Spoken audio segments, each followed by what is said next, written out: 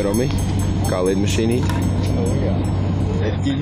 Tiem, kuri nolēmuši iekarot Everestu, var gadīties nonākt pasaulē bīstamākajā lidostā, kas ir tuvākā lidosta pasaules augstākajai virsotnei.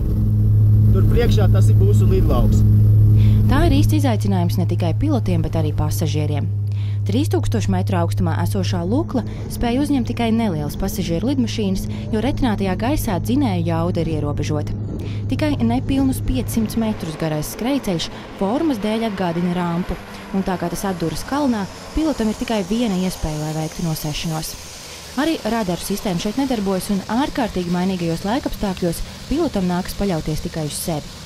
Laikapstākļu dēļ lidosta bieži tiek slēgta, tāpēc nākas meklēt alternatīvas veidus. Mēs skrienam lejā uz ielai cerībā, ka tur būs normālāks laiks un varēsim beidzot pacelties gaisā. Viņi lidoja ar helikopteru, bet tuvākais daudzmaz regulāri kursējošais sauszemes transports atrodas 5 dienu gājienā no Luklas.